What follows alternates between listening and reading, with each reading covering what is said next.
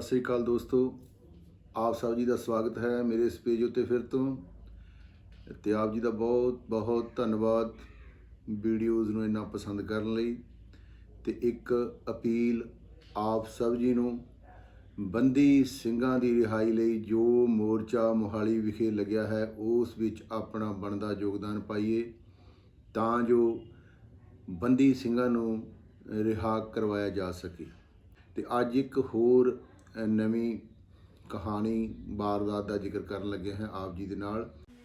ਇਹ ਪੂਰੀ ਕਹਾਣੀ ਅਮਰਜੀਤ ਚੌਹਾਨ ਅਤੇ ਉਹਨਾਂ ਦੇ ਪਰਿਵਾਰ ਦੀ ਹੈ। ਕੁਝ ਸਾਲ ਪਹਿਲਾਂ ਅਮਰਜੀਤ ਭਾਰਤ ਤੋਂ ਬ੍ਰਿਟੇਨ ਜਾਂਦੇ ਹਨ ਅਤੇ ਉੱਥੇ ਜਾ ਕੇ ਬਹੁਤ ਮਿਹਨਤ ਕਰਦੇ ਹਨ ਤੇ ਇੱਕ ਆਪਣੀ ਕੰਪਨੀ ਬਣਾ ਲੈਂਦੇ ਹਨ ਜਿਸ ਦਾ ਨਾਂ CIVA ਹੈ, ਜਿਹੜੀ ਐਕਸਪੋਰਟ ਇੰਪੋਰਟ ਦਾ ਕੰਮ ਕਰਦੀ ਸੀ, ਜਿਹੜੀ ਹੀਥਰੋ ਏਅਰਪੋਰਟ ਦੇ ਬਿਲਕੁਲ ਨਜ਼ਦੀਕ ਸੀ।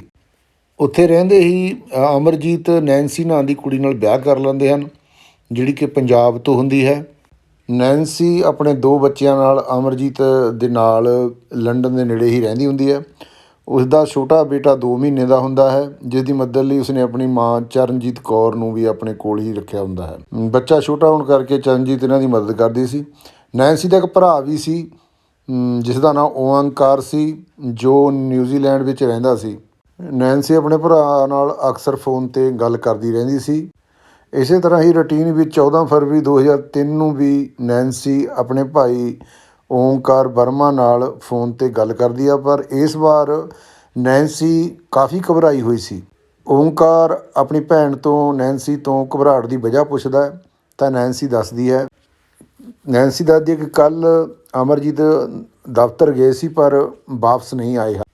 ਨੈਨਸੀ ਮੁਤਾਬਕ ਉਹ ਕਈ ਵਾਰ ਅਮਰਜੀਤ ਦੇ ਫ਼ੋਨ 'ਤੇ ਡਾਇਲ ਕਰਦੀ ਹੈ ਪਰ ਅਮਰਜੀਤ ਦਾ ਫ਼ੋਨ ਸਵਿਚਡ ਆਫ ਆ ਰਿਹਾ ਹੈ। ਉਸ ਤੋਂ ਬਾਅਦ ਥੋੜ੍ਹੀ ਦੇਰ ਬਾਅਦ ਉਹ ਅਮਰਜੀਤ ਦੀ ਕੰਪਨੀ ਦੇ ਨੰਬਰ 'ਤੇ ਵੀ ਫ਼ੋਨ ਕਰਦੀ ਆ, ਜਿੱਥੋਂ ਉਸਨੂੰ ਜਾਣਕਾਰੀ ਮਿਲਦੀ ਹੈ ਕਿ ਅਮਰਜੀਤ ਕਿਸੇ ਅਰਜੈਂਟ ਬਿਜ਼ਨਸ ਲਈ ਡੀਲ ਲਈ ਨੀਦਰਲੈਂਡ ਚਲੇ ਗਏ। ਅਮਰਜੀਤ ਦੇ ਨੀਦਰਲੈਂਡ ਜਾਣ ਦੀ ਖਬਰ ਸੁਣ ਕੇ ਨੈਨਸੀ ਘਬਰਾ ਜਾਂਦੀ ਹੈ, ਕਿਉਂਕਿ ਅਮਰਜੀਤ ਨੇ ਨੈਨਸੀ ਨਾਲ ਕਿਸੇ ਵੀ ਨਵੇਂ ਬਿਜ਼ਨਸ ਜਾਂ ਨੀਦਰਲੈਂਡ ਜਾਣ ਬਾਰੇ ਕੋਈ ਗੱਲ ਨਹੀਂ ਕੀਤੀ ਸੀ। ਨੈਨਸੀ ਨੂੰ ਅਮਰਜੀਤ ਦੀ ਨੀਦਰਲੈਂਡ ਜਾਣ ਦੀ ਗੱਲ ਇੱਕ ਹੋਰ ਕਾਰਨ ਕਰਕੇ ਵੀ ਹਜਮ ਨਹੀਂ ਹੋ ਰਹੀ ਸੀ, ਕਿਉਂਕਿ ਨੈਨਸੀ ਨੂੰ ਪਤਾ ਸੀ ਕੁਝ ਦਿਨ ਪਹਿਲਾਂ ਅਮਰਜੀਤ ਨੇ ਰੈਜ਼ੀਡੈਂਸੀ ਪਰਮਿਟ ਦੇ ਲਈ ਅਪਲਾਈ ਕੀਤਾ ਸੀ। ਇਸ ਕਰਕੇ ਉਸ ਦਾ ਜਿਹੜਾ ਪਾਸਪੋਰਟ ਸੀ ਉਹ UK ਗੌਰਮੈਂਟ ਕੋਲ ਜਮ੍ਹਾਂ ਸੀ ਅਤੇ ਬਿਨਾਂ ਪਾਸਪੋਰਟ ਅਮਰਜੀਤ ਲਈ ਨੀਦਰਲੈਂਡ ਜਾਣਾ ਨਾਮੁਮਕਿਨ ਸੀ। ਅਜੇ ਨੈਨਸੀ ਭੰਨਾ ਘੜਤਾਂ ਵਿੱਚ ਹੀ ਸੀ ਕਿ ਉਸ ਦੇ ਮੋਬਾਈਲ 'ਤੇ ਇੱਕ ਵਾਇਸ ਮੈਸੇਜ ਆਉਂਦਾ। ਇਹ ਵਾਇਸਮੇਲ ਅਮਰਜੀਤ ਚੌਹਾਨ ਦਾ ਹੀ ਸੀ। ਵਾਇਸਮੇਲ ਵਿੱਚ ਅਮਰਜੀਤ ਨੈਨਸੀ ਨੂੰ ਕਹਿੰਦਾ ਹੈ ਕਿ ਮੈਨੂੰ ਬਹੁਤ ਜ਼ਰੂਰੀ ਕੰਮ ਲਈ ਬ੍ਰਿਟੇਨ ਤੋਂ ਬਾਹਰ ਜਾਣਾ ਪਿਆ ਹੈ, ਮੈਂ ਬਹੁਤ ਜਲਦੀ ਕੰਮ ਨਿਬੇੜ ਕੇ UK ਵਾਪਸ ਆ ਜਾਵਾਂਗਾ। ਇਹ ਮੈਸੇਜ ਸੁਣ ਕੇ ਨੈਨਸੀ ਦੀ ਘਬਰਾਹਟ ਹੋਰ ਵੱਧ ਜਾਂਦੀ ਹੈ, ਕਿਉਂਕਿ ਪਹਿਲੀ ਵਾਰ ਸੀ ਜਦੋਂ ਅਮਰਜੀਤ ਚੌਹਾਨ ਨੇ ਕੋਈ ਮੈਸੇਜ ਇੰਗਲਿਸ਼ ਵਿੱਚ ਕਰਿਆ ਕਿਉਂਕਿ ਇਸ ਤੋਂ ਪਹਿਲਾਂ ਹਰ ਵਾਰ ਜਦ ਵੀ ਕਦੇ ਗੱਲ ਹੋਈ ਸੀ ਅਮਰਜੀਤ ਨਾਲ ਨੈਨਸੀ ਦੀ ਤਾਂ ਉਸਨੇ ਪੰਜਾਬੀ ਜਾਂ ਵਿੱਚ ਹੀ ਗੱਲ ਕੀਤੀ ਸੀ, ਕਿਉਂਕਿ ਉਹ ਅਕਸਰ ਪੰਜਾਬੀ ਵਿੱਚ ਹੀ ਗੱਲ ਕਰਦੇ ਸਨ। 13 ਫਰਵਰੀ 2003 ਨੂੰ ਅਮਰਜੀਤ ਆਖਰੀ ਵਾਰ ਦਫ਼ਤਰ ਗਏ ਸੀ ਪਰ ਵਾਪਸ ਨਹੀਂ ਪਰਤੇ ਸਨ। ਇਸ ਘਟਨਾ ਦੀ ਸਾਰੀ ਜਾਣਕਾਰੀ ਨੈਨਸੀ ਨੇ ਆਪਣੇ ਭਰਾ ਓਂਕਾਰ ਵਰਮਾ ਨੂੰ 14 ਫਰਵਰੀ ਨੂੰ ਦੇ ਦਿੱਤੀ ਸੀ। ਓਂਕਾਰ ਨੈਨਸੀ ਦੀਆਂ ਸਾਰੀਆਂ ਗੱਲਾਂ ਸੁਣ ਕੇ ਨੈਨਸੀ ਨੂੰ ਸਮਝਾਉਂਦਾ ਹੈ ਅਤੇ ਫ਼ੋਨ ਰੱਖ ਦਿੰਦਾ ਹੈ। ਪਰ 15 ਫਰਵਰੀ 2003 ਨੂੰ ਅਗਲੇ ਦਿਨ ਜਦੋਂ ਫਿਰ ਤੋਂ ਓਂਕਾਰ ਆਪਣੀ ਭੈਣ ਨੈਨਸੀ ਨੂੰ ਫ਼ੋਨ ਕਰਕੇ ਪਤਾ ਕਰਨਾ ਚਾਹੁੰਦਾ ਹੈ ਕਿ ਅਮਰਜੀਤ ਘਰ ਵਾਪਸ ਆਏ ਜਾਂ ਨਹੀਂ, ਤਾਂ ਨੈਨਸੀ ਦਾ ਫ਼ੋਨ ਵੀ ਬੰਦ ਆਉਣ ਲੱਗਦਾ ਹੈ। ਕਈ ਵਾਰ ਫ਼ੋਨ ਕਰਨ 'ਤੇ ਵੀ ਕੋਈ ਜਵਾਬ ਨਹੀਂ ਮਿਲ ਪਾਉਂਦਾ ਓਂਕਾਰ ਨੂੰ। ਉੱਧਰ ਅਮਰਜੀਤ ਦੀ ਕੰਪਨੀ ਸ਼ਿਵਾ ਫਰਾਈਟ ਦੇ ਕਰਮਚਾਰੀ ਵੀ ਨੈਨਸੀ ਨੂੰ ਫ਼ੋਨ ਕਰ ਰਹੇ ਸਨ, ਪਰ ਰਾਬਤਾ ਕਾਇਮ ਨਹੀਂ ਹੋ ਰਿਹਾ ਸੀ ਨੈਨਸੀ ਨਾਲ। ਥੱਕ ਹਾਰ ਕੇ ਕੰਪਨੀ ਦੇ ਕਰਮਚਾਰੀਆਂ ਨੇ ਪੁਲਿਸ ਨੂੰ ਫ਼ੋਨ ਕੀਤਾ ਅਤੇ ਪੁਲਿਸ ਨੂੰ ਦੱਸਦੇ ਹਨ ਕਿ ਕੰਪਨੀ ਦੇ ਬੌਸ 2 ਦਿਨ ਤੋਂ ਕੰਮ 'ਤੇ ਨਹੀਂ ਆਏ ਅਤੇ ਹੁਣ ਉਹਨਾਂ ਦੀ ਪਤਨੀ ਨਾਲ ਵੀ ਸੰਪਰਕ ਨਹੀਂ ਹੋ ਰਿਹਾ ਹੈ। ਜਾਣਕਾਰੀ ਤੋਂ ਬਾਅਦ ਪੁਲਿਸ ਦੀ ਇੱਕ ਟੀਮ ਸਿੱਧੇ ਅਮਰਜੀਤ ਦੇ ਘਰ ਪਹੁੰਚਦੀ ਹੈ। ਘਰ ਪਹੁੰਚਣ 'ਤੇ ਪਤਾ ਲੱਗਦਾ ਹੈ ਕਿ ਘਰ ਵਿੱਚ ਕੋਈ ਨਹੀਂ ਹੁੰਦਾ। ਅਮਰਜੀਤ ਦੇ ਨਾਲ ਨਾਲ ਉਸਦੀ ਪਤਨੀ ਨੈਨਸੀ, ਉਸਦੇ 2 ਬੱਚੇ ਅਤੇ ਉਸਦੀ ਸੱਸ ਵੀ ਗਾਇਬ ਹੁੰਦੇ ਹਨ। ਅਜੇ ਪੁਲਿਸ ਸੋਚ ਹੀ ਰਹੀ ਸੀ ਕਿ ਕਿੱਥੇ ਚਲੇ ਗਏ। ਇੰਨੇ ਨੂੰ ਪੁਲਿਸ ਨੂੰ ਇੱਕ ਚੌਂਕਾ ਦੇਣ ਵਾਲੀ ਜਾਣਕਾਰੀ ਪ੍ਰਾਪਤ ਹੁੰਦੀ ਹੈ। ਅਮਰਜੀਤ ਦੇ ਗਾਇਬ ਹੋਣ ਤੋਂ ਬਾਅਦ ਇੱਕ ਵਿਅਕਤੀ ਇੱਕ ਲੈਟਰ ਦੇ ਨਾਲ ਅਮਰਜੀਤ ਦੀ ਕੰਪਨੀ ਦੇ ਵਿੱਚ ਆਉਂਦਾ ਹੈ, ਜਿਸ ਲੈਟਰ ਉੱਤੇ ਅਮਰਜੀਤ ਦੇ ਸਿਗਨੇਚਰ ਸਨ। ਲੈਟਰ ਵਿੱਚ ਅਮਰਜੀਤ ਨੇ ਲਿਖਿਆ ਸੀ ਕਿ ਮੈਂ ਇੰਗਲੈਂਡ ਤੋਂ ਉੱਕ ਚੁੱਕਿਆ ਹਾਂ, ਇਸ ਲਈ ਆਪਣੀ ਮਰਜ਼ੀ ਨਾਲ ਇੰਗਲੈਂਡ ਨੂੰ ਛੱਡ ਕੇ ਹਮੇਸ਼ਾ ਲਈ ਜਾ ਰਿਹਾ ਹਾਂ ਅਤੇ ਇਹ ਕੰਪਨੀ ਮੈਂ ਨਵੇਂ ਮਾਲਕ ਨੂੰ ਵੇਚ ਰਿਹਾ ਹਾਂ। ਇਸ ਲੈਟਰ ਦੇ ਨਾਲ ਪੂਰੇ ਡਾਕੂਮੈਂਟ ਵੀ ਸਨ, ਜਿਨ੍ਹਾਂ ਵਿੱਚ ਲਿਖਿਆ ਗਿਆ ਸੀ ਕਿ ਪ੍ਰਾਪਰਟੀ ਅਮਰਜੀਤ ਨੇ ਵੇਚ ਦਿੱਤੀ ਹੈ, ਜਿਸ ਵਿੱਚ ਕੰਪਨੀ ਦੇ ਨਵੇਂ ਮਾਲਕ ਦੀ ਪੂਰੀ ਡਿਟੇਲ ਅਤੇ ਅਮਰਜੀਤ ਦੇ ਸਿਗਨੇਚਰ ਵੀ ਸਨ। ਪੁਲਿਸ ਪੇਪਰਾਂ ਦੀ ਪੂਰੀ ਜਾਂਚ ਪੜਤਾਲ ਕਰਦੀ ਹੈ ਅਤੇ ਪੇਪਰ ਸਹੀ ਪਾਏ ਜਾਂਦੇ ਹਨ। ਇਸ ਲਈ ਪੁਲਿਸ ਮੰਨ ਲੈਂਦੀ ਹੈ ਕਿ ਸੱਚ ਹੀ ਅਮਰਜੀਤ ਚੌਹਾਨ ਇੰਗਲੈਂਡ ਤੋਂ ਉੱਕ ਗਏ ਹਨ ਅਤੇ ਦੇਸ਼ ਛੱਡ ਕੇ ਕਿਸੇ ਹੋਰ ਕੰਟਰੀ ਵਿੱਚ ਚਲੇ ਗਏ ਹਨ। ਇਸ ਤੋਂ ਬਾਅਦ ਪੁਲਿਸ ਦੀ ਜਾਂਚ ਵੀ ਕਾਫੀ ਢਿੱਲੀ ਪੈ ਜਾਂਦੀ ਹੈ ਅਤੇ ਦੂਜੀ ਤਰਫ ਇਹਨਾਂ ਦੇ ਪਰਿਵਾਰ ਨੂੰ ਗਾਇਬ ਹੋਇਆਂ ਨੂੰ 6 ਹਫ਼ਤੇ ਤੋਂ ਉੱਪਰ ਦਾ ਸਮਾਂ ਹੋ ਜਾਂਦਾ। ਇਸ ਦੇ ਵਿੱਚ ਹੀ ਇੰਗਲੈਂਡ ਦੇ ਇੱਕ ਸਥਾਨਕ ਅਖਬਾਰ ਵਿੱਚ ਇੱਕ ਖਬਰ ਛਪਦੀ ਹੈ, ਜਿਸ ਵਿੱਚ ਜ਼ਿਕਰ ਕੀਤਾ ਜਾਂਦਾ ਹੈ ਕਿ ਅਮਰਜੀਤ ਚੌਹਾਨ ਬਹੁਤ ਬੜੀ ਫਾਈਨੈਂਸ਼ੀਅਲ ਪ੍ਰੋਬਲਮ ਵਿੱਚੋਂ ਲੰਘ ਰਹੇ ਸੀ, ਇਸ ਲਈ ਉਹਨਾਂ ਨੇ ਚੁੱਪਚਾਪ ਆਪਣੀ ਕੰਪਨੀ ਵੇਚ ਦਿੱਤੀ ਅਤੇ ਦੇਸ਼ ਛੱਡ ਕੇ ਹੋਰ ਪਾਸੇ ਚਲੇ ਗਏ ਹਨ। ਪੁਲਿਸ ਦੇ ਨਾਲ ਨਾਲ ਉਸਦੇ ਕੰਪਨੀ ਦੇ ਮੁਲਾਜ਼ਮ ਵੀ ਮੰਨ ਚੁੱਕੇ ਸਨ ਕਿ ਅਮਰਜੀਤ ਆਪਣੀ ਮਰਜ਼ੀ ਨਾਲ ਇੰਗਲੈਂਡ ਛੱਡ ਕੇ ਕਿਤੇ ਹੋਰ ਚਲੇ ਗਏ ਹਨ। ਪਰ ਨਿਊਜ਼ੀਲੈਂਡ ਵਿੱਚ ਰਹਿੰਦੇ ਨੈਨਸੀ ਦੇ ਭਰਾ ਓਮਕਾਰ ਨੂੰ ਕਿਸੇ ਵੀ ਗੱਲ 'ਤੇ ਯਕੀਨ ਨਹੀਂ ਸੀ ਕਿ ਅਮਰਜੀਤ ਇਸ ਤਰ੍ਹਾਂ ਚੁੱਪ-ਚਪੀਤੇ ਦੇਸ਼ ਛੱਡ ਕੇ ਬਿਜ਼ਨਸ ਛੱਡ ਕੇ ਚਲੇ ਗਿਆ ਹੈ। ਇਸ ਲਈ ਪੁਲਿਸ ਦੀ ਢਿੱਲੀ ਕਾਰਜਕਾਰੀ ਦੇਖ ਕੇ 5 ਮਾਰਚ 2003 ਨੂੰ ਓਮਕਾਰ ਨਿਊਜ਼ੀਲੈਂਡ ਤੋਂ ਸਿੱਧਾ ਲੰਡਨ ਆ ਜਾਂਦਾ ਹੈ। ਲੰਡਨ ਆ ਕੇ ਓਮਕਾਰ ਵਰਮਾ ਲਗਾਤਾਰ ਪੁਲਿਸ 'ਤੇ ਦਬਾਅ ਬਣਾਉਂਦਾ ਅਮਰਜੀਤ ਨੂੰ ਲੱਭਣ ਦਾ, ਪਰ ਪੁਲਿਸ ਬਹੁਤ ਜ਼ਿਆਦਾ ਇੰਟਰਸਟ ਨਹੀਂ ਲੈਂਦੀ। ਅੰਤ ਓਮਕਾਰ ਪੁਲਿਸ ਦੇ ਖਿਲਾਫ ਇੱਕ ਅਭਿਆਨ ਸ਼ੁਰੂ ਕਰਦਾ, ਤਦ ਜਾ ਕੇ ਪੁਲਿਸ ਦੁਬਾਰਾ ਜਾਂਚ ਸ਼ੁਰੂ ਕਰਦੀ। ਦੁਬਾਰਾ ਕਿਸੇ ਦੀ ਜਾਂਚ ਸ਼ੁਰੂ ਹੁੰਦੀ ਹੈ, ਉਹ ਵੀ ਅਮਰਜੀਤ ਦੇ ਘਰ ਤੋਂ ਜਾਂਚ ਸ਼ੁਰੂ ਕਰਦੀ ਹੈ ਪੁਲਿਸ। ਹੋਣਾ ਤਾਂ ਉਹਨਾਂ ਦੀ ਤੁਰੰਤ ਗਾਇਬ ਹੋਣ ਤੋਂ ਬਾਅਦ ਤਲਾਸ਼ੀ ਦਾ ਕੰਮ ਚਾਹੀਦਾ ਸੀ, ਪਰ ਇਹ ਕਈ ਹਫ਼ਤਿਆਂ ਬਾਅਦ ਹੋ ਰਹੀ ਸੀ ਘਰ ਦੀ ਤਲਾਸ਼ੀ। ਘਰ ਦੇ ਅੰਦਰ ਜਾ ਕੇ ਪੁਲਿਸ ਨੂੰ ਲੱਗਦਾ ਹੈ, ਕਿਤੋਂ ਵੀ ਇਹ ਨਹੀਂ ਲੱਗਦਾ ਕਿ ਬੰਦੇ ਆਪਣੀ ਮਰਜ਼ੀ ਨਾਲ ਘਰ ਛੱਡ ਕੇ ਇੱਥੋਂ ਬਾਹਰ ਗਏ ਹੋਣ, ਕਿਉਂਕਿ ਘਰ ਦੇ ਅੰਦਰ ਕੱਪੜੇ ਹਜੇ ਵੀ ਵਾਸ਼ਿੰਗ ਮਸ਼ੀਨ ਦੇ ਵਿੱਚ ਹੀ ਪਏ ਸੀ, ਜਦ ਕਿ ਕੁਝ ਖਾਣਾ ਟੇਬਲ ਦੇ ਉੱਤੇ ਪਿਆ ਸੀ ਅਤੇ ਉੱਧਰ ਅਮਰਜੀਤ ਦੇ ਜਿਹੜੇ ਦੋਨੋਂ ਬੱਚੇ ਸੀ ਉਹਨਾਂ ਦੇ ਕੱਪੜੇ ਵੀ ਘਰ ਵਿੱਚ ਇਸੇ ਤਰ੍ਹਾਂ ਪਏ ਸਨ। ਨੈਨਸੀ ਦੀ ਮਾਂ ਚਰਨਜੀਤ ਦੇ ਕੱਪੜੇ ਵੀ ਘਰ ਵਿੱਚ ਉਸੇ ਤਰ੍ਹਾਂ ਪਏ ਸਨ। ਇੰਨਾ ਹੀ ਨਹੀਂ, ਚਰਨਜੀਤ ਕੌਰ ਗੁਟਕਾ ਸਾਹਿਬ ਹਮੇਸ਼ਾ ਆਪਣੇ ਨਾਲ ਲੈ ਕੇ ਚੱਲਦੀ। ਇਹ ਪਹਿਲੀ ਵਾਰ ਸੀ ਕਿ ਜਿਹੜੀ ਚਰਨਜੀਤ ਸੀ ਉਹਨਾਂ ਦਾ ਗੁਟਕਾ ਸਾਹਿਬ ਉੱਥੇ ਹੀ ਟੇਬਲ ਉੱਤੇ ਪਿਆ ਸੀ। ਟੇਬਲ 'ਤੇ ਗੁਟਕਾ ਸਾਹਿਬ ਪਿਆ ਦੇਖ ਕੇ ਓਮਕਾਰ ਵਰਮਾ ਪੁਲਿਸ ਨੂੰ ਦੱਸਦਾ ਹੈ ਕਿ ਮਾਂ ਸਭ ਕੁਝ ਛੱਡ ਸਕਦੀ ਹੈ, ਪਰ ਗੁਟਕਾ ਸਾਹਿਬ ਨੂੰ ਇਸ ਤਰ੍ਹਾਂ ਛੱਡ ਕੇ ਨਹੀਂ ਜਾ ਸਕਦੀ। ਹਜੇ ਪੁਲਿਸ ਇਹ ਜਾਂਚ ਕਰ ਹੀ ਰਹੀ ਸੀ ਕਿ ਪੁਲਿਸ ਨੂੰ ਇੱਕ ਜਾਣਕਾਰੀ ਮਿਲਦੀ ਹੈ ਕਿ ਲੰਡਨ ਵਿੱਚ ਰਹਿੰਦੇ ਅਮਰਜੀਤ ਦੇ ਕੁਝ ਰਿਸ਼ਤੇਦਾਰਾਂ ਨੂੰ ਫਰਾਂਸ ਤੋਂ ਇੱਕ ਲੈਟਰ ਆਇਆ ਹੈ, ਜਿਹੜਾ ਕਿ ਅਮਰਜੀਤ ਨੇ ਖੁਦ ਲਿਖਿਆ ਸੀ, ਜਿਸ ਵਿੱਚ ਉਹਨੇ ਲਿਖਿਆ ਸੀ ਕਿ ਮੈਂ ਪਰਿਵਾਰ ਦੇ ਸਾਰੇ ਲੋਕਾਂ ਨੂੰ ਲੈ ਕੇ ਭਾਰਤ ਆ ਗਿਆ ਹਾਂ, ਕਿਉਂਕਿ ਮੈਂ ਇੰਗਲੈਂਡ ਤੋਂ ਬੁਰੀ ਤਰ੍ਹਾਂ ਅਤੇ ਨਿਰਾਸ਼ ਹੋ ਗਿਆ ਸੀ। ਇਹ ਲੈਟਰ ਭਾਵੇਂ ਅਮਰਜੀਤ ਦੇ ਨਾਂ ਤੋਂ ਲਿਖਿਆ ਗਿਆ ਸੀ, ਪਰ ਅਮਰਜੀਤ ਦੇ ਰਿਸ਼ਤੇਦਾਰਾਂ ਨੂੰ ਇਹ ਗੱਲ ਹਜ਼ਮ ਨਹੀਂ ਹੋ ਰਹੀ ਸੀ, ਕਿਉਂਕਿ ਅਮਰਜੀਤ ਹਮੇਸ਼ਾ ਹੱਥ ਨਾਲ ਹੀ ਲੈਟਰ ਲਿਖਦੇ ਸੀ, ਪਰ ਇਹ ਲੈਟਰ ਕੰਪਿਊਟਰ ਨਾਲ ਟਾਈਪ ਕੀਤਾ ਗਿਆ ਸੀ। ਅਮਰਜੀਤ ਅਤੇ ਉਸਦੇ ਪਰਿਵਾਰ ਨੂੰ ਗਾਇਬ ਹੋਇਆਂ ਨੂੰ 1 ਮਹੀਨੇ ਤੋਂ ਉੱਪਰ ਹੋ ਗਿਆ ਸੀ ਅਤੇ ਹੁਣ ਤੱਕ ਪੁਲਿਸ ਕਿਸੇ ਨਤੀਜੇ 'ਤੇ ਨਹੀਂ ਪਹੁੰਚੀ ਸੀ। ਘਰ ਦੇ ਅੰਦਰ ਹਾਲਾਤ ਦੇਖ ਕੇ ਤਾਂ ਕਿਤੋਂ ਵੀ ਆਈ ਨਹੀਂ ਲੱਗ ਰਿਹਾ ਸੀ ਕਿ ਇਹ ਪਰਿਵਾਰ ਆਪਣੀ ਮਰਜ਼ੀ ਨਾਲ ਘਰੋਂ ਬਾਹਰ ਗਿਆ ਸੀ। ਜੇ ਮਰਜ਼ੀ ਨਾਲ ਘਰੋਂ ਗਏ ਹੁੰਦੇ ਤਾਂ ਸਮਾਨ ਇਸ ਤਰ੍ਹਾਂ ਘਰ ਵਿੱਚ ਖਿਲਰਿਆ ਨਾ ਮਿਲਦਾ। ਇਸ ਲਈ ਓਮਕਾਰ ਵਰਮਾ ਵੱਲੋਂ ਪੂਰੇ ਪਰਿਵਾਰ ਨੂੰ ਅਪਹਰਨ ਕਰਨ ਦੀ ਚਿੰਤਾ ਜਤਾਏ ਜਾਣ ਤੋਂ ਬਾਅਦ ਸਥਾਨਕ ਪੁਲਿਸ ਇਸ ਪੂਰੇ ਕੇਸ ਨੂੰ ਗਹਿਰਾਈ ਨਾਲ ਦੇਖਦੇ 21 ਮਾਰਚ 2003 ਨੂੰ Scotland yard serious crime group ਨੂੰ ਸੌਂਪ ਦਿੰਦੀ ਆ। Scotland yard serious crime group case ਆਪਣੇ ਹੱਥ 'ਚ ਲੈਣ ਤੋਂ ਬਾਅਦ ਜਾਂਚ ਨੂੰ ਅੱਗੇ ਵਧਾਉਂਦੀ ਆ, ਪਰ ਕਈ ਹਫ਼ਤਿਆਂ ਦੀ ਜਾਂਚ ਤੋਂ ਬਾਅਦ ਵੀ ਉਸਦੇ ਹੱਥ ਕੁਝ ਨਹੀਂ ਲੱਗਦਾ। ਪੂਰਾ ਚੌਹਾਨ ਪਰਿਵਾਰ ਫਰਵਰੀ ਵਿੱਚ ਗਾਇਬ ਹੋਇਆ ਸੀ ਅਤੇ ਹੁਣ ਅਪ੍ਰੈਲ ਆ ਚੁੱਕਿਆ ਸੀ। ਕੰਪਨੀ ਨੂੰ ਨਵੇਂ ਮਾਲਕ ਹੈਂਡਲ ਕਰ ਰਹੇ ਸੀ, ਜਦ ਕਿ ਕੰਪਨੀ ਦੇ ਪੁਰਾਣੇ ਮਾਲਕ ਅਮਰਜੀਤ ਚੌਹਾਨ ਦਾ ਕੋਈ ਪਤਾ ਨਹੀਂ ਸੀ ਲੱਗ ਰਿਹਾ। ਪੁਲਿਸ ਇਸ ਕੋਸ਼ਿਸ਼ ਵਿੱਚ ਲੱਗੀ ਹੋਈ ਸੀ ਵੀ ਘੱਟ ਤੋਂ ਘੱਟ ਇਹ ਤਾਂ ਪਤਾ ਲੱਗ ਜਾਵੇ ਕਿ ਉਹ ਭਾਰਤ ਵੀ ਗਏ ਹਨ, ਜੇ ਗਏ ਹਨ ਤਾਂ ਉੱਥੇ ਸਹੀ ਸਲਾਮਤ ਪਹੁੰਚ ਗਏ ਹਨ। ਇਸ ਸਿਲਸਿਲੇ ਵਿੱਚ ਇੰਗਲੈਂਡ ਦੀ ਪੁਲਿਸ ਨੇ ਭਾਰਤ ਵਿੱਚ ਵੀ ਏਜੰਸੀਆਂ ਨਾਲ ਰਾਬਤਾ ਕਾਇਮ ਕੀਤਾ। ਤਾਂ ਪਤਾ ਲੱਗਦਾ ਹੈ ਕਿ ਅਮਰਜੀਤ ਨਾ ਤਾਂ ਭਾਰਤ ਕਿਸੇ ਆਪਣੇ ਰਿਸ਼ਤੇਦਾਰ ਦੇ ਘਰ ਪੁੱਜੇ ਹਨ, ਨਾ ਕਿਸੇ ਹੋਰ ਜਗ੍ਹਾ। ਪੁਲਿਸ ਦੇ ਪੱਲੇ ਹਜੇ ਤੱਕ ਸਿਰਫ ਨਾਕਾਮਯਾਬੀ ਹੀ ਸੀ। ਪੁਲਿਸ ਨੂੰ ਸਮਝ ਨਹੀਂ ਆ ਰਿਹਾ ਸੀ ਕਿ ਇਸ ਕੇਸ ਨੂੰ ਕਿਸ ਤਰ੍ਹਾਂ ਹੱਲ ਕੀਤਾ ਜਾਵੇ। ਤਦੇ ਅਪ੍ਰੈਲ ਮਹੀਨੇ ਵਿੱਚ ਸਮੁੰਦਰ ਕਿਨਾਰੇ ਇੱਕ ਲਾਸ਼ ਮਿਲਦੀ ਆ ਪੁਲਿਸ ਨੂੰ। ਜਾਂਚ ਪੜਤਾਲ ਤੋਂ ਪਤਾ ਲੱਗਦਾ ਹੈ ਕਿ ਲਾਸ਼ ਇਹ ਕਿਸੇ ਹੋਰ ਦੀ ਨਹੀਂ ਹੁੰਦੀ, ਅਮਰਜੀਤ ਚੌਹਾਨ ਦੀ ਹੀ ਹੁੰਦੀ ਹੈ। ਉਧਰ ਓਂਕਾਰ ਵਰਮਾ ਵੀ ਇਸ ਲਾਸ਼ ਦੀ ਸ਼ਨਾਖਤ ਅਮਰਜੀਤ ਚੌਹਾਨ ਵਜੋਂ ਕਰਦਾ ਹੈ। ਇਸ ਲਾਸ਼ ਦੇ ਮਿਲਣ ਨਾਲ ਕੇਸ ਵਿੱਚ ਅਚਾਨਕ ਨਵਾਂ ਮੋੜ ਆ ਜਾਂਦਾ ਹੈ। ਹੁਣ ਤੱਕ ਪੁਲਿਸ ਮੰਨ ਰਹੀ ਸੀ ਕਿ ਅਮਰਜੀਤ ਚੌਹਾਨ ਕਿਤੇ ਆਰਾਮ ਦੀ ਜ਼ਿੰਦਗੀ ਬਿਤਾ ਰਿਹਾ ਹੈ, ਪਰ ਅਸਲ ਵਿੱਚ ਤਾਂ ਉਸਦੀ ਜ਼ਿੰਦਗੀ ਹੀ ਖਤਮ ਹੋ ਚੁੱਕੀ ਸੀ। ਅਮਰਜੀਤ ਦੀ ਲਾਸ਼ ਮਿਲਣ ਨਾਲ ਇੰਨਾ ਤਾਂ ਸਾਫ਼ ਹੋ ਗਿਆ ਸੀ ਕਿ ਹੁਣ ਤੱਕ ਜਿਹੜਾ ਤਾਣਾ ਬਾਣਾ ਬੁਣਿਆ ਗਿਆ ਸੀ ਕਿ ਅਮਰਜੀਤ ਦੇਸ਼ ਛੱਡ ਕੇ ਭੱਜ ਗਏ ਹਨ, ਉਹ ਪੂਰੀ ਤਰੀਕੇ ਨਾਲ ਝੂਠ ਸੀ। ਪੁਲਿਸ ਹੁਣ ਪੂਰੇ ਤਰੀਕੇ ਨਾਲ ਹਰਕਤ ਵਿੱਚ ਆ ਜਾਂਦੀ ਹੈ। ਇਸ ਕੇਸ ਨੂੰ ਹੱਲ ਕਰਨ ਲਈ ਸੈਂਕੜੇ ਪੁਲਿਸ ਕਰਮਚਾਰੀ ਲਾ ਦਿੱਤੇ ਜਾਂਦੇ ਹਨ।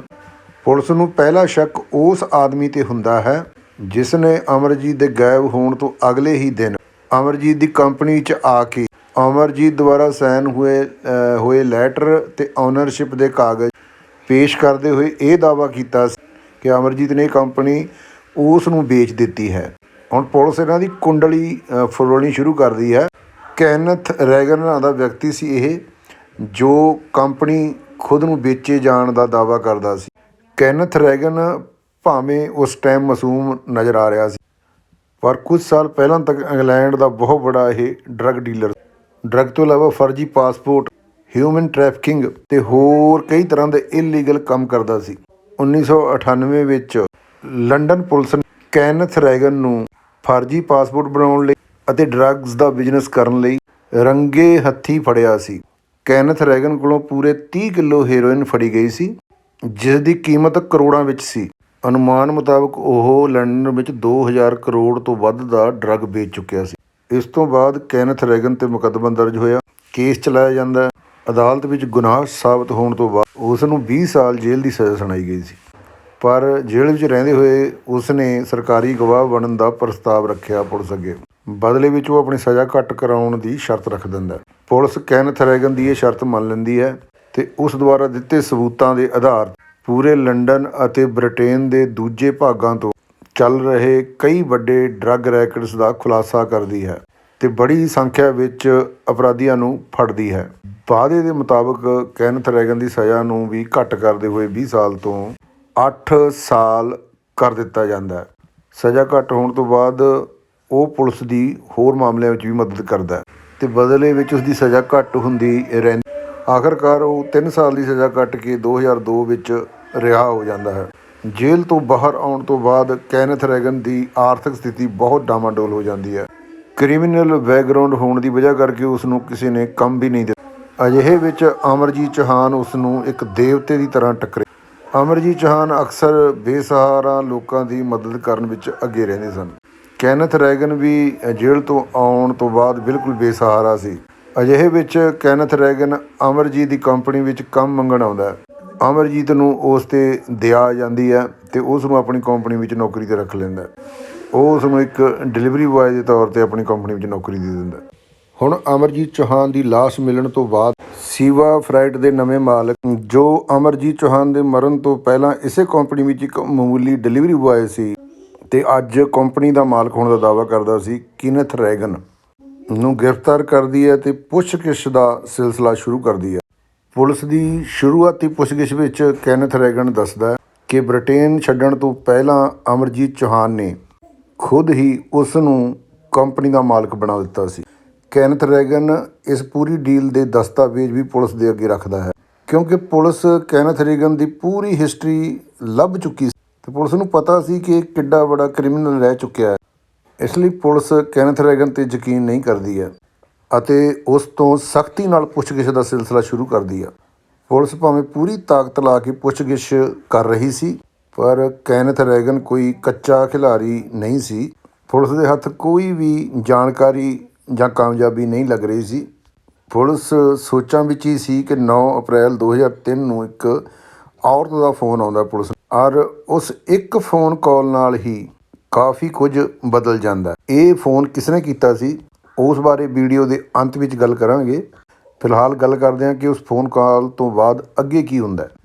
ਉਸ ਫੋਨ ਕਾਲ ਤੋਂ ਬਾਅਦ ਪੁਲਿਸ ਕੈਨਥ ਰੈਗਨ ਦੇ ਨਾਲ ਬੜੀ ਬੇਰਹਿਮੀ ਨਾਲ ਪੇਸ਼ ਆਉਂਦੀ ਆ ਅਤੇ ਪੂਰੀ ਸਖਤੀ ਨਾਲ ਉਸ ਤੋਂ ਪੁੱਛਗਿੱਛ ਕਰਦੀ ਆ। ਆਖਰਕਾਰ ਕੈਨਥ ਰੈਗਨ ਟੁੱਟ ਜਾਂਦਾ ਅਤੇ ਉਸਦੀ ਹਰ ਚਲਾਕੀ ਪੁਲਿਸ ਅੱਗੇ ਫੇਲ ਹੋ ਜਾਂਦੀ ਹੈ ਅਤੇ ਇੱਕ ਅਜਿਹਾ ਖੁਲਾਸਾ ਹੁੰਦਾ ਹੈ ਜਿਸ ਨੂੰ ਜਾਣ ਕੇ ਹਰ ਇੱਕ ਦੇ ਪੈਰਾਂ ਥੱਲੇ ਜ਼ਮੀਨ ਖਿਸਕ ਜਾਂਦੀ ਹੈ।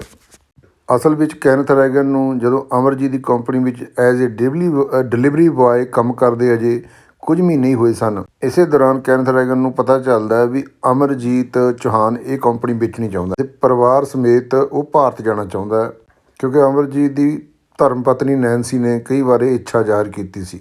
ਇਸ ਤੋਂ ਬਾਅਦ ਕੈਨਥ ਰੈਗਨ ਇੱਕ ਦਿਨ ਅਮਰਜੀਤ ਨੂੰ ਕਹਿੰਦਾ ਹੈ ਕਿ ਉਹ ਇੱਕ ਅਜਿਹੇ ਵਿਅਕਤੀ ਨੂੰ ਜਾਣਦਾ ਜੋ ਕਾਫੀ ਅਮੀਰ ਹੈ ਅਤੇ ਤੁਹਾਡੀ ਇਸ ਕੰਪਨੀ ਨੂੰ ਖਰੀਦਣ ਦੇ ਵਿੱਚ ਦਿਲਚਸਪੀ ਰੱਖਦਾ, ਕਿਉਂਕਿ ਅਮਰਜੀਤ ਇਸ ਕੰਪਨੀ ਨੂੰ ਵੇਚਣਾ ਹੀ ਚਾਹੁੰਦਾ ਸੀ। ਇਸ ਲਈ ਅਮਰਜੀਤ ਕੈਨਥ ਰੈਗਨ ਨੂੰ ਕਹਿੰਦੇ ਆ ਵੀ ਠੀਕ ਹੈ, ਉਸ ਖਰੀਦਦਾਰ ਨਾਲ ਮੇਰੀ ਤੂੰ ਮੀਟਿੰਗ ਕਰਵਾ ਤਾਂ ਜੋ ਇਸ ਡੀਲ ਨੂੰ ਫਾਈਨਲ ਕੀਤਾ ਜਾ ਸਕੇ। ਇਸ ਤੋਂ ਬਾਅਦ 12 ਫਰਵਰੀ 2003 ਨੂੰ ਕੈਨਥ ਰੈਗਨ ਅਮਰਜੀਤ ਚੌਹਾਨ ਨੂੰ ਕੰਪਨੀ ਦੇ ਖਰੀਦਦਾਰ ਨੂੰ ਮਿਲਾਉਣ ਦੇ ਬਹਾਨੇ ਆਪਣੇ ਘਰ ਆਉਣ ਲਈ ਕਹਿੰਦਾ ਹੈ। ਜਿਵੇਂ ਹੀ ਅਮਰਜੀਤ ਚੌਹਾਨ ਕੈਨਥ ਰੈਗਨ ਨੂੰ ਮਿਲਣ ਉਸਦੇ ਘਰ ਆਉਂਦਾ ਹੈ ਤਾਂ ਕੈਨਥ ਰੈਗਨ ਆਪਣੇ 2 ਹੋਰ ਸਾਥੀਆਂ ਨਾਲ ਮਿਲ ਕੇ ਅਮਰਜੀਤ ਚੌਹਾਨ ਨੂੰ ਕਿਡਨੈਪ ਕਰ ਲੈਂਦਾ। ਕਿਡਨੈਪਿੰਗ ਤੋਂ ਬਾਅਦ ਅਮਰਜੀਤ ਨੂੰ ਬੁਰੀ ਤਰ੍ਹਾਂ ਕੁੱਟਿਆ ਮਾਰਿਆ ਜਾਂਦਾ ਅਤੇ ਕਈ ਤਰ੍ਹਾਂ ਦੇ ਖਾਲੀ ਕਾਗਜ਼ਾਂ 'ਤੇ ਉਸ ਤੋਂ ਸਾਈਨ ਕਰਵਾਏ ਜਾਂਦੇ ਹਨ। ਜਦ ਅਮਰਜੀਤ ਸਾਈਨ ਕਰਨ ਤੋਂ ਇਨਕਾਰ ਕਰਦਾ ਹੈ ਤਾਂ ਉਸ ਨੂੰ ਹੋਰ ਕੁੱਟਿਆ ਮਾਰਿਆ ਜਾਂਦਾ ਅਤੇ ਆਖਰਕਾਰ ਕਈ ਬਲੈਂਕ ਪੇਪਰਸ ਪਰ ਅਮਰਜੀਤ ਦੇ ਸਾਈਨ ਲੈ ਲਏ ਜਾਂਦੇ ਹਨ ਅਤੇ ਨਾਲ ਹੀ ਪਹਿਲਾਂ ਤੋਂ ਤਿਆਰ ਕੀਤੇ ਓਨਰਸ਼ਿਪ ਟਰਾਂਸਫਰ ਪੇਪਰ 'ਤੇ ਵੀ ਸਾਈਨ ਲੈ ਲਏ ਜਾਂਦੇ ਹਨ। ਸਾਈਨ ਲੈਣ ਤੋਂ ਬਾਅਦ ਅਮਰਜੀਤ ਨੂੰ ਆਪਣੀ ਪਤਨੀ ਨੈਨਸੀ ਨੂੰ ਵਾਇਸ ਮੇਲ ਕਰਨ ਲਈ ਕਿਹਾ ਜਾਂਦਾ, ਜਿਸ ਵਿੱਚ ਅਮਰਜੀਤ ਨੂੰ ਕਿਹਾ ਜਾਂਦਾ ਕਿ ਤੂੰ ਆਪਣੀ ਪਤਨੀ ਨੂੰ ਕਹਿ ਕਿ ਮੈਂ ਬਿਜ਼ਨਸ ਡੀਲਿੰਗ ਦੇ ਲਈ ਦੇਸ਼ ਤੋਂ ਬਾਹਰ ਜਾ ਰਿਹਾ ਹਾਂ ਅਤੇ ਥੋੜ੍ਹੇ ਦਿਨਾਂ ਬਾਅਦ ਘਰ ਵਾਪਸ ਆ ਜਾਵਾਂਗਾ। ਇਹ ਸਭ ਕੁਝ ਕਰਾਉਣ ਤੋਂ ਬਾਅਦ ਬੜੀ ਹੀ ਬੇਰਹਿਮੀ ਨਾਲ ਅਮਰਜੀਤ ਨੂੰ ਕਤਲ ਕਰ ਦਿੱਤਾ ਜਾਂਦਾ। ਸ਼ੁਰੂ ਵਿੱਚ ਕੈਥਰਨ ਰੈਗਨ ਦਾ ਪਲਾਨ ਇਹੀ ਸੀ ਕਿ ਅਮਰਜੀਤ ਚੌਹਾਨ ਨੂੰ ਮਾਰਨ ਤੋਂ ਬਾਅਦ ਉਹ ਕੰਪਨੀ ਵਿੱਚ ਜਾਵੇਗਾ ਅਤੇ ਪੇਪਰ ਦਿਖਾ ਕੇ ਕੰਪਨੀ ਦਾ ਮਾਲਕ ਬਣ ਜਾਵੇਗਾ, ਪਰ ਬਾਅਦ 'ਚ ਉਹਨੂੰ ਇਹ ਲੱਗਦਾ ਕਿ ਨੈਨਸੀ ਅਤੇ ਅਮਰਜੀਤ ਦੇ ਬੱਚਿਆਂ ਦੇ ਰਹਿੰਦੇ ਉਹਦਾ ਪਲਾਨ ਕਾਮਯਾਬ ਨਹੀਂ ਹੋ ਪਾਊਗਾ। ਇਸ ਲਈ ਅਮਰਜੀਤ ਨੂੰ ਮਾਰਨ ਤੋਂ ਬਾਅਦ ਉਹ 15 ਫਰਵਰੀ 2003 ਨੂੰ ਆਪਣੇ ਇੱਕ ਦੋਸਤ ਨਾਲ ਅਮਰਜੀਤ ਦੇ ਘਰ ਜਾਂਦਾ। ਘਰ ਦੇ ਅੰਦਰ ਹੀ ਅਮਰਜੀਤ ਦੀ ਪਤਨੀ ਨੈਨਸੀ ਅਤੇ ਅਮਰਜੀਤ ਦੇ 18 ਮਹੀਨਿਆਂ ਦੇ ਬੇਟੇ ਦਵਿੰਦਰ, 2 ਮਹੀਨੇ ਦੇ ਬੇਟੇ ਰਵਿੰਦਰ ਅਤੇ ਨੈਨਸੀ ਦੀ ਮਾਂ ਚਰਨਜੀਤ ਕੌਰ ਨੂੰ ਮੌਤ ਦੀ ਘਾਟ ਉਤਾਰ ਦਿੰਦਾ ਅਤੇ ਸਾਰਿਆਂ ਦੀਆਂ ਲਾਸ਼ਾਂ ਨੂੰ ਟਿਕਾਣੇ ਲਾ ਦਿੰਦਾ। ਇਸ ਤੋਂ ਬਾਅਦ ਕੈਨਥ ਰੈਗਨ ਅਮਰਜੀਤ ਦੇ ਸਾਈਨ ਕੀਤੇ ਹੋਏ ਬਲੈਂਕ ਪੇਪਰ 'ਤੇ ਇੱਕ ਲੈਟਰ ਲਿਖਦਾ, ਜਿਸ ਉੱਪਰ ਅਮਰਜੀਤ ਦੇ ਇੰਗਲੈਂਡ ਛੱਡ ਕੇ ਜਾਣ ਦੀਆਂ ਮਨਘੜਤ ਗੱਲਾਂ ਲਿਖਦਾ। ਇਸ ਤੋਂ ਬਾਅਦ ਇਸ ਪੂਰੀ ਘਟਨਾ ਦੇ ਮੁੱਖ ਦੋਸ਼ੀ ਕੈਨਥ ਰੈਗਨ ਨੂੰ ਪੁਲਿਸ ਗ੍ਰਿਫਤਾਰ ਕਰ ਲੈਂਦੀ ਹੈ। ਇਸ ਘਟਨਾ ਵਿੱਚ ਉਸਦਾ ਸਾਥ ਦੇਣ ਵਾਲੇ ਉਸਦੇ ਦੋਸਤ ਵਿਲੀਅਮ ਹੌਂਡਸੀ ਅਤੇ ਪੀਟਰ ਲੀਜ਼ ਦੀ ਤਲਾਸ਼ ਸ਼ੁਰੂ ਹੁੰਦੀ ਹੈ ਤਾਂ ਪਤਾ ਲੱਗਦਾ ਕਿ ਇਹ ਦੋਹੇ ਜਣੇ ਪਹਿਲਾਂ ਹੀ ਦੇਸ਼ ਛੱਡ ਕੇ ਭੱਜ ਚੁੱਕੇ ਹਨ। ਭਾਵੇਂ ਦੋਨੋਂ ਦੇਸ਼ ਛੱਡ ਕੇ ਭੱਜ ਚੁੱਕੇ ਸਨ, ਪਰ ਕਾਫੀ ਮਿਹਨਤ ਤੋਂ ਬਾਅਦ ਇਹ ਜਰਮਨੀ ਵਿੱਚ ਫੜੇ ਜਾਂਦੇ ਹਨ ਅਤੇ ਵਾਪਸ ਇਹਨਾਂ ਨੂੰ ਇੰਗਲੈਂਡ ਲਿਆਇਆ ਜਾਂਦਾ। ਮੈਂ ਤੁਹਾਨੂੰ ਇਹ ਸਾਰੀ ਘਟਨਾ ਦਾ ਜ਼ਿਕਰ ਕੁਝ ਮਿੰਟਾਂ ਵਿੱਚ ਹੀ ਕਰ ਦਿੱਤਾ, ਪਰ ਪੁਲਿਸ ਨੂੰ ਇਹ ਸਾਰੀ ਖੋਜਬੀਨ ਕਰਨ ਵਿੱਚ 1 ਤੋਂ 1.5 ਸਾਲ ਲੱਗ ਗਿਆ ਸੀ। ਇੰਨਾ ਹੀ ਨਹੀਂ, ਇਸ ਪੂਰੇ ਕੇਸ ਪਰ 1000 ਪੁਲਿਸ ਕਰਮਚਾਰੀ ਨੇ ਦਿਨ ਰਾਤ ਕੰਮ ਕੀਤਾ ਸੀ। ਇਸ ਇਕੱਲੇ ਕੇਸ ਨੂੰ ਸੋਲਵ ਕਰਨ ਲਈ 100 ਕਰੋੜ ਤੋਂ ਵੀ ਉੱਪਰ ਪੂੰਜੀ ਲੱਗ ਗਈ ਸੀ ਸਰਕਾਰ ਦੀ। ਤੁਹਾਡੇ ਮਨ ਵਿੱਚ ਇੱਕ ਸਵਾਲ ਜ਼ਰੂਰ ਆਉਂਦਾ ਹੋਣਾ ਕਿ ਆਖਰ ਸ਼ੁਰੂ ਵਿੱਚ ਪੁਲਿਸ ਨੂੰ ਕਿਸ ਨੇ ਫੋਨ ਕੀਤਾ ਸੀ, ਜਿਸ ਦਾ ਜ਼ਿਕਰ ਮੈਂ ਵੀਡੀਓ ਦੇ ਅੰਤ ਵਿੱਚ ਕਰਨ ਲਈ ਕਿਹਾ ਸੀ। ਉਹ ਕਿਸੇ ਟਾਈਮ ਕੈਥਰਨ ਰੈਗਨ ਦੀ ਗਰਲਫ੍ਰੈਂਡ ਰਹੀ ਬਲਿੰਡਾ ਬ੍ਰੇਵਨ ਨੇ ਕੀਤਾ ਸੀ। ਹੋਇਆ ਇੰਝ ਸੀ ਕਿ ਅਮਰਜੀਤ ਨੂੰ ਮਾਰਨ ਤੋਂ ਬਾਅਦ ਕੈਥਰਨ ਰੈਗਨ ਆਪਣੇ ਦੋਸਤ ਵਿਲੀਅਮ ਹੌਂਡਸੀ ਦੇ ਨਾਲ ਅਮਰਜੀਤ ਦੇ ਘਰ ਜਾਂਦਾ। ਘਰ ਜਾ ਕੇ ਕੁਝ ਹੀ ਦੇਰ ਵਿੱਚ ਉਸ ਅਮਰਜੀਤ ਦੇ ਸਾਰੇ ਪਰਿਵਾਰ ਨੂੰ ਮਾਰਨ ਤੋਂ ਬਾਅਦ ਸਾਰੀਆਂ ਲਾਸ਼ਾਂ ਨੂੰ ਗੱਡੀ ਵਿੱਚ ਪਾ ਕੇ ਸ਼ਹਿਰ ਤੋਂ ਦੂਰ ਲਗਭਗ 50 ਏਕੜ ਵਿੱਚ ਫੈਲੇ ਇੱਕ ਫਾਰਮ ਵਿੱਚ ਦਬਾ ਦਿੰਦਾ ਹੈ। ਉਹ ਫਾਰਮ ਕਿਸੇ ਹੋਰ ਦਾ ਨਹੀਂ, ਬਲਿੰਡਾ ਬ੍ਰੇਵਨ ਦਾ ਹੀ ਹੁੰਦਾ। ਜਿਸ ਦਿਨ ਲਾਸ਼ਾਂ ਨੂੰ ਦਫਨਾਇਆ ਗਿਆ ਉਸ ਦਿਨ ਬਲਿੰਡਾ ਬ੍ਰੇਵਨ ਸ਼ਹਿਰ ਤੋਂ ਬਾਹਰ ਗਈ ਹੋਈ ਸੀ, ਪਰ ਕੁਝ ਦਿਨ ਬਾਅਦ ਉਹ ਵਾਪਸ ਆ ਜਾਂਦੀ ਹੈ। ਬਲਿੰਡਾ ਦੇ ਵਾਪਸ ਆਉਣ 'ਤੇ ਕੈਨਥ ਰੈਗਨ ਨੂੰ ਡਰ ਲੱਗਣ ਲੱਗਦਾ, ਜੇ ਕਿਤੇ ਬਲਿੰਡਾ ਗਲਤੀ ਨਾਲ ਫਾਰਮ 'ਤੇ ਚਲੀ ਗਈ ਤਾਂ ਉਸ ਦਾ ਰਾਜ ਖੁੱਲ੍ਹ ਸਕਦਾ ਹੈ। ਇਸ ਲਈ ਉਹ ਆਪਣੇ ਸਾਥੀਆਂ ਨਾਲ ਮਿਲ ਕੇ ਲਾਸ਼ਾਂ ਨੂੰ ਉੱਥੋਂ ਕੱਢ ਕੇ ਕਿਤੇ ਹੋਰ ਟਿਕਾਣੇ ਲਾਉਣ ਬਾਰੇ ਲੱਗ ਜਾਂਦਾ। ਇਸੀ ਪਲਾਨ ਦੇ ਮੁਤਾਬਕ ਇੱਕ ਦਿਨ ਜਦੋਂ ਬਲਿੰਡਾ ਬਰੇਵਨ ਸ਼ਹਿਰ ਤੋਂ ਬਾਹਰ ਗਈ ਹੁੰਦੀ ਤਾਂ ਕੈਨਥ ਰੈਗਨ ਆਪਣੇ 3 ਸਾਥੀਆਂ ਨਾਲ ਉਸਦੇ ਫਾਰਮ 'ਤੇ ਆਉਂਦਾ ਅਤੇ ਲਾਸ਼ਾਂ ਨੂੰ ਕੱਢ ਕੇ 5 ਦੀਆਂ ਲਾਸ਼ਾਂ ਨੂੰ ਬਾਹਰ ਕੱਢ ਕੇ ਗੱਡੀ ਵਿੱਚ ਪਾ ਲੈਂਦਾ। ਫਿਰ ਕਿਸ਼ਤੀ ਵਿੱਚ ਬਹਿ ਸਮੁੰਦਰ ਦੀ ਤਰਫ ਚਲਿਆ ਜਾਂਦਾ ਅਤੇ ਉਹਨਾਂ ਸਾਰਿਆਂ ਦੀਆਂ ਲਾਸ਼ਾਂ ਨੂੰ ਸਮੁੰਦਰ ਦੇ ਵਿੱਚ ਹੀ ਸੁੱਟ ਦਿੰਦਾ। ਜਦ ਕੈਨਥ ਰੈਗਨ ਇਹ ਸਾਰਾ ਕੁਝ ਕਰ ਰਿਹਾ ਸੀ ਤਦ ਹੀ ਬਲਿੰਡਾ ਬਰੇਵਨ ਵਾਪਸ ਆ ਜਾਂਦੀ ਹੈ ਅਤੇ ਆਪਣੇ ਫਾਰਮ ਵਿੱਚ ਇਹਨਾਂ ਨੂੰ ਖੁਦਾਈ ਕਰਦਾ ਦੇਖ ਕੇ ਉਸਨੂੰ ਦਾਲ ਵਿੱਚ ਕੁਝ ਕਾਲਾ ਲੱਗਦਾ ਹੈ ਅਤੇ ਉਹ ਸਾਰਾ ਕੁਝ ਛੁਪ ਕੇ ਦੇਖ ਲੈਂਦੀ ਹੈ। ਕਈ ਲੋਕਾਂ ਦੀਆਂ ਲਾਸ਼ਾਂ ਦੇਖਣ ਤੋਂ ਬਾਅਦ ਬਲਿੰਡਾ ਪੁਲਿਸ ਨੂੰ ਫੋਨ ਕਰਦੀ ਹੈ ਅਤੇ ਇਸ ਗੱਲ ਦੀ ਜਾਣਕਾਰੀ ਪੁਲਿਸ ਨੂੰ ਦੇ ਦਿੰਦੀ ਹੈ। ਇਸ ਤੋਂ ਬਾਅਦ ਹੀ ਪੁਲਿਸ ਕੈਨਥ ਰੈਗਨ ਨੂੰ ਗ੍ਰਿਫਤਾਰ ਕਰਦੀ ਹੈ ਅਤੇ ਉਸ ਤੋਂ ਸਾਰੀ ਗੱਲ ਪੁੱਛਦੀ ਹੈ। ਨਾਲ ਹੀ ਸਬੂਤ ਜਟਾਉਣ ਦਾ ਸਿਲਸਿਲਾ ਸ਼ੁਰੂ ਹੁੰਦਾ ਹੈ। ਕੈਨਥ ਰੈਗਨ ਇੰਨਾ ਚਲਾਕ ਸੀ, ਉਸਨੇ ਇੱਕ ਵੀ ਸਬੂਤ ਕਿਤੇ ਵੀ ਛੱਡਿਆ ਨਹੀਂ ਸੀ। ਪੁਲਿਸ ਕਾਫੀ ਮਿਹਨਤ ਕਰਦੀ ਆ ਤਦ ਜਾ ਕੇ ਕੈਨਥ ਰੈਗਨ ਦੇ ਘਰ ਦੇ ਇੱਕ ਖੂੰਜੇ 'ਚੋਂ ਖੂਨ ਦੀ ਇੱਕ ਬੂੰਦ ਪੁਲਿਸ ਨੂੰ ਮਿਲਦੀ ਹੈ। ਇਹ ਖੂਨ ਅਮਰਜੀਤ ਚੌਹਾਨ ਦਾ ਸੀ। ਕਤਲ ਦੇ ਮੰਤਵ ਦਾ ਕਾਰਨ ਲਾਉਣਾ ਵੀ ਪੁਲਿਸ ਲਈ ਬਹੁਤ ਵੱਡੀ ਚੁਣੌਤੀ ਸੀ। ਜਾਂਚ ਦੌਰਾਨ ਖੁਲਾਸਾ ਹੁੰਦਾ ਹੈ ਭਾਵੇਂ ਕੈਨਥ ਰੈਗਨ ਜੇਲ੍ਹ 'ਚੋਂ ਛੁੱਟ ਗਿਆ ਸੀ ਪਰ ਫਿਰ ਤੋਂ ਉਹ ਡਰੱਗ ਦਾ ਧੰਦਾ ਸ਼ੁਰੂ ਕਰਨਾ ਚਾਹੁੰਦਾ ਸੀ। ਸਮਗਲਿੰਗ ਦੇ ਲਈ ਉਸਨੂੰ ਇੱਕ ਐਸੀ ਕੰਪਨੀ ਦੀ ਤਲਾਸ਼ ਸੀ ਜਿਸ ਦੀ ਆੜ ਵਿੱਚ ਉਹ ਆਪਣਾ ਡਰੱਗ ਮੰਗਵਾ ਸਕੇ। ਜਿਵੇਂ ਹੀ ਕੈਨਥ ਰੈਗਨ ਨੂੰ ਪਤਾ ਚੱਲਦਾ ਵੀ ਅਮਰਜੀਤ ਆਪਣੀ ਕੰਪਨੀ ਨੂੰ ਵੇਚਣਾ ਚਾਹੁੰਦਾ ਹੈ, ਉਹ ਪਹਿਲੀ ਸਾਜ਼ਿਸ਼ ਦੇ ਅਧੀਨ ਆਪਣੇ ਆਪ ਨੂੰ ਮਜਬੂਰ ਦੱਸ ਕੇ ਅਮਰਜੀਤ ਦੀ ਕੰਪਨੀ ਵਿੱਚ ਡਿਲੀਵਰੀ ਬੁਆਏ ਦੀ ਨੌਕਰੀ ਲੈ ਲੈਂਦਾ। ਫਿਰ ਫਰਜ਼ੀ ਖਰੀਦਦਾਰ ਖੜਾ ਕਰਦਾ। ਮੀਟਿੰਗ ਦੇ ਬਹਾਨੇ ਅਮਰਜੀਤ ਨੂੰ ਆਪਣੇ ਘਰ ਬੁਲਾ ਕੇ ਪਹਿਲਾਂ ਉਹਨੂੰ ਕਿਡਨੈਪ ਕਰਦਾ, ਫਿਰ ਫਰਜ਼ੀ ਪੇਪਰ ਉੱਪਰ ਸਾਈਨ ਲੈ ਕੇ ਕੰਪਨੀ ਦੇ ਉੱਪਰ ਕਬਜ਼ਾ ਕਰਨ ਦੀ ਨੀਤ ਨਾਲ ਉਹਨੂੰ ਮਾਰ ਦਿੰਦਾ ਅਤੇ ਬਾਕੀ ਸਬੂਤ ਮਿਟਾਉਣ ਲਈ ਅਮਰਜੀਤ ਦੇ ਪੂਰੇ ਪਰਿਵਾਰ ਨੂੰ ਹੀ ਮਾਰ ਦਿੰਦਾ। ਕੈਨਥ ਰੈਗਨ ਠੀਕ ਇਸੇ ਤਰ੍ਹਾਂ ਹੀ ਪਹਿਲਾਂ ਵੀ ਇੱਕ ਵਾਰਦਾਤ ਨੂੰ ਅੰਜਾਮ ਦੇ ਚੁੱਕਿਆ ਸੀ ਪਰ ਪੁਲਿਸ ਦੀ ਪਕੜ 'ਚੋਂ ਬਚ ਨਿਕਲਣ ਵਿੱਚ ਕਾਮਯਾਬ ਹੋ ਗਿਆ ਸੀ। ਇਸ ਲਈ ਉਸਨੂੰ ਯਕੀਨ ਸੀ ਕਿ ਉਹ ਇਸ ਵਾਰ ਵੀ ਪੁਲਿਸ ਦੇ ਹੱਥੋਂ ਬਚ ਜਾਏਗਾ, ਪਰ ਇਸ ਵਾਰ ਬਾਜੀ ਪੁੱਠੀ ਪੈ ਜਾਂਦੀ ਹੈ ਅਤੇ ਉਹ ਫੜਿਆ ਜਾਂਦਾ। ਜਦ ਪੁਲਿਸ ਸਾਰੇ ਗਵਾਹ ਅਤੇ ਸਬੂਤ ਇਕੱਠੇ ਕਰ ਲੈਂਦੀ ਹੈ 2004 ਦੇ ਨਵੰਬਰ ਮਹੀਨੇ ਵਿੱਚ ਅਪਹਰਨ, ਕਤਲ ਅਤੇ ਕਈ ਧਾਰਾਵਾਂ ਨਾਲ ਕੇਸ ਦਰਜ ਕੀਤਾ ਜਾਂਦਾ। ਪੂਰੀ ਸੁਣਵਾਈ ਤੋਂ ਬਾਅਦ ਅਪ੍ਰੈਲ 2005 ਵਿੱਚ ਅਦਾਲਤ ਇਸ ਕੇਸ ਦੇ ਮੁੱਖ ਸਾਜ਼ਿਸ਼ਘਾੜੇ ਕੈਨਥ ਰੈਗਨ ਅਤੇ ਉਸਦੇ ਸਹਿਯੋਗੀ ਹੌਂਡਸੀ ਨੂੰ ਘਰ ਦੇ ਸਾਰੇ ਜੀਆਂ ਦੀ ਹੱਤਿਆ ਕਰਨ ਦੇ ਮਾਮਲੇ ਵਿੱਚ ਉਮਰ ਕੈਦ ਦੀ ਸਜ਼ਾ ਸੁਣਾਉਂਦੀ ਹੈ, ਜਦਕਿ ਅਮਰਜੀਤ ਚੌਹਾਨ ਦੀ ਹੱਤਿਆ ਦੇ ਜੁਰਮ ਵਿੱਚ ਪੀਟਰ ਲੀਜ਼ ਨੂੰ 23 ਸਾਲ ਦੀ ਸਜ਼ਾ ਸੁਣਾਈ ਜਾਂਦੀ ਹੈ। ਤੁਹਾਡੀ ਜਾਣਕਾਰੀ ਲਈ ਦੱਸ ਦਈਏ ਕਿ ਅਪ੍ਰੈਲ 2003 ਵਿੱਚ ਸਭ ਤੋਂ ਪਹਿਲਾਂ ਅਮਰਜੀਤ ਦੀ ਲਾਸ਼ ਮਿਲਦੀ ਹੈ।